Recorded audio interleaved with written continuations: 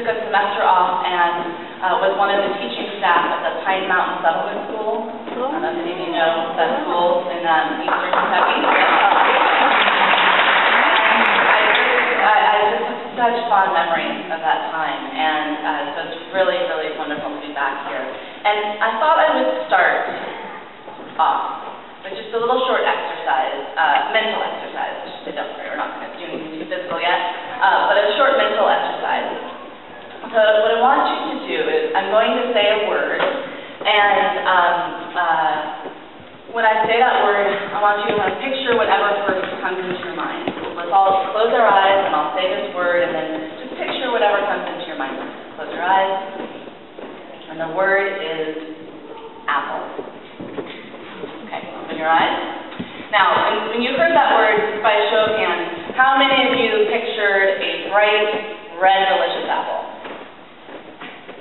Okay, and how many of you pictured a shiny, green Granny Smith?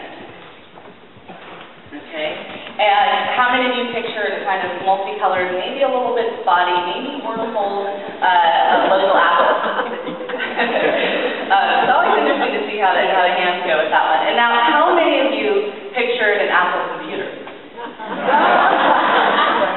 Anybody?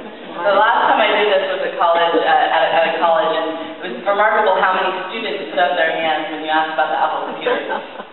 Well, I wanted to begin with this little short exercise by way of kind of getting us to think about how our minds work. And I heard this exercise done by a political science professor at Princeton named Melissa Harris Lacewell, who I really love and respect. And she was kind of using the exercise to get us to think about how, of course, 10, 20 years ago, nobody would have, well, in this room, I don't know, did anybody raise their hands when I said Apple computer? But 20 or 30 years ago, definitely no one would have, right? It just simply didn't exist. And so the idea being that our minds are definitely limited by what we believe is possible, what we've seen, what we've experienced, what we've heard. And as we know, when it comes to our food system, a lot of what we hear and believe is possible and know to be true is coming to us filtered by people who have a very specific agenda, who want to sell us on their products or sell us on their worldview, or are the Dennis Avery's of the world, who write a book called Saving the Planet with Pesticides and Plastic. Yes, that is the name of his book, which, if you want a really good laugh, I mean, it's sort of like a bittersweet laugh, I recommend reading that book.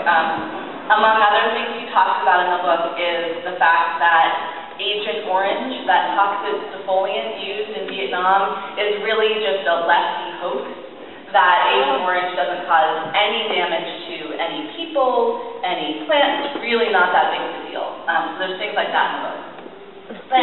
But anyway, so what I want to talk today about is kind of how we then collectively tell a story about food, tell a story about what's healthy, tell a story about sustainable food. And as I was thinking about this little mental experiment, this little mental exercise around the apples, I was remembering a conversation I hadn't thought about this in years, but a conversation I had with an elementary school girl who had come to Pine Mountain Settlement School for one of the week-long immersion programs that we ran. And she was from Louisville, and she had never been to eastern Kentucky. She'd never really seen, at Pine Mountain, they like to call that a mountain. As somebody who grew up near the Sierra Nevadas, I don't really think of that as a mountain, but let's call it a mountain for now. But she'd never really seen the mountain. And she was just this really curious, really excited student, and she loved getting her hands dirty in the stream ecology classes and learning how to weave on the looms. And we were talking one morning about the mountain, and as we were talking about it, what I realized, how she was explaining what she thought the mountain was, I realized that she just hadn't had any concept of a mountain, so that she thought that the mountain was just trees that got progressively taller. The mountain was totally covered with trees. You couldn't see the ground beneath it.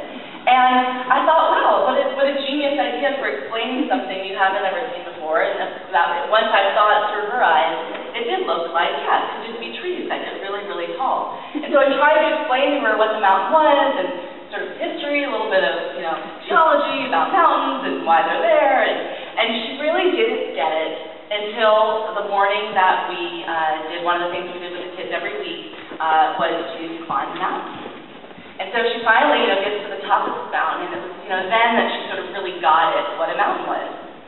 And so I think that in our work to really spread the message and spread the movement of healthy farms and local food, I think part of our challenge is not only to, in a way, kind of build the mountain, but also to really help people see it.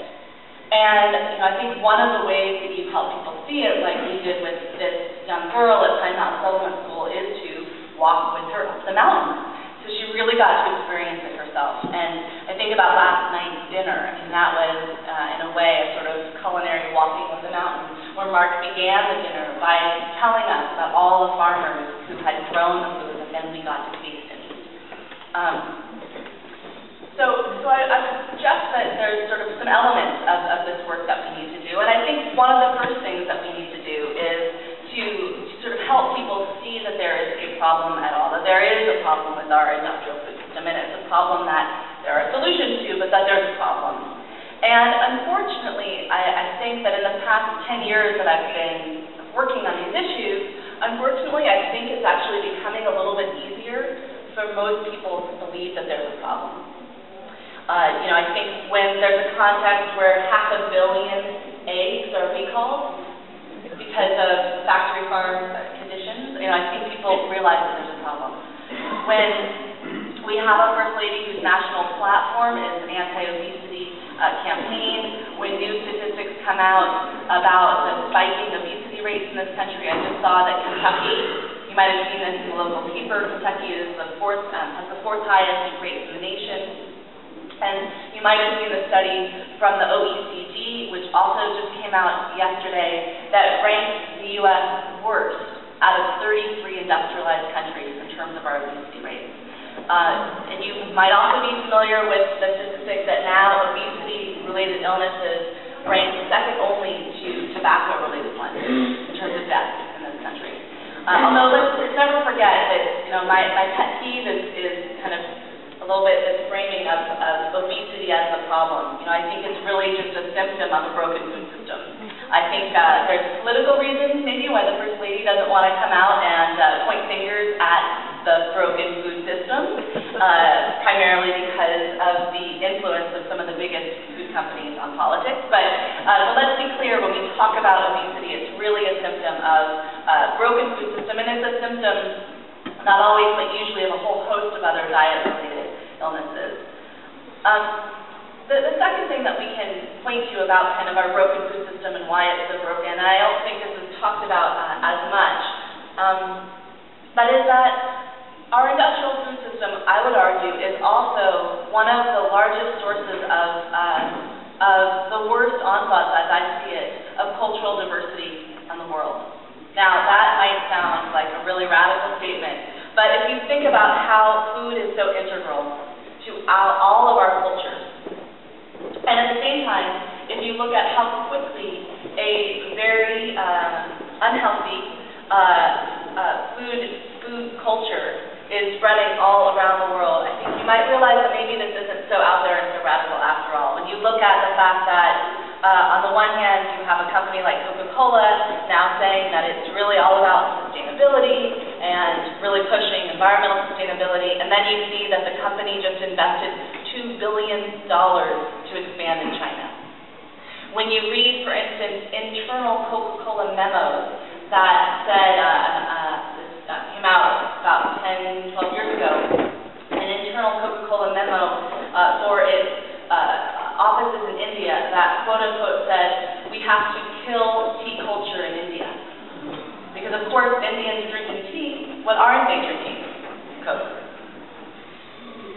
So when you think about just the devastation to the cultural diversity of our food cultures that has gone hand in hand with the expansion of industrial food, when you think about in India, there used to be 30,000 varieties of rice that were fairly commonly eaten, and today that number has dwindled to several hundred. When you think about the fact that in this country, nearly half of all the servings of half of all the servings of vegetables that we Americans eat come from just 3 sources. You can probably name them. Picture a fast food hamburger and fast food meal, and you'll quickly know what they are. It's iceberg lettuce, tomatoes, and potatoes. That's where most of us are getting any exposure to the vegetable kingdom. So this other aspect of the broken food system has to do with this really, I think, very important cultural aspect. And then, of course, there's a whole other category of impact which has to do with the environment. A little bit less, I think people are a little bit less aware of this than some of these health impacts and even some of the cultural impacts. People don't tend to think about it, but agriculture is the single largest user of fresh water on the planet. 70% of all fresh water is being used by agriculture. It's the single largest user of land. In the U.S., we lose topsoil about 17 times faster than we replace it because of industrial agriculture. And it's also responsible for air and water pollution, and agricultural chemical runoff causes incredible dead zones all around the world. Now there are about 400 globally, dead zones where no aquatic life can thrive. And in the Gulf of Mexico, every year, because of agricultural runoff largely, these dead zones swell to a size that's actually 3 times larger than the BP oil spill.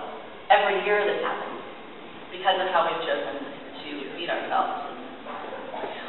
Finally, kind of this other environmental connection, and it's something I talk about a lot in my new book, is this connection between the food on our plate, how we organize our food system, and the climate crisis. When you think about food, you tend not to think about global warming, most of us. When we think about kind of who are the climate change bad guys, we probably think of BP or maybe ExxonMobil before we think of Smithfield or ADM or Cargill. But the food system, indirectly and directly, is responsible for about 1/3 of the entire global warming effect. So it's really a significant player, and one that I hope we continue to kind of zero in on and talk more about how the food system is part of harming the climate. So I think part of our job is to explain that there even is a broken food system that needs fixing. But I also believe that we human beings don't just get motivated by getting really, really, really depressed. I don't know, maybe it's me, but personally, I do not find myself after reading a litany of mind-numbingly scary, depressing, horrible statistics about how bad things are, closing that article or that book and then feeling super energetic to go out and change the world. So I think that, part of our work is also to describe the solutions, to share the stories of what's working. And that's why I thought what we heard earlier today from the students from New Orleans who were talking about what they're actually doing to help change this broken food system is such a key part of what is going to motivate us. Hearing stories like that, sharing stories like that, going home to our families or to our school districts and saying, oh my God, I just heard this incredible presentation from 11, 12, 13, 14, 15-year-olds from New Orleans talking about how they are changing their school food in their own town. So I think part of it is that we need to share those solution stories and not just talk about the problem. When one of my friends who read my latest book, she described, I try to do this a bit in the book, but she said reading my book was kind of like eating a gloom and hope sandwich. She said, there's like some pretty thick slices of gloom in there, but you did get some hope in too. And what we can do when we talk about where is the hope, and how do we bring that to light, I think one of the ways that we do that, like I said, is sort of sharing stories of what's working. And also helping people see, when it comes to the environmental devastation that I described that's connected to food, we can also talk about how food and farming is a key part of the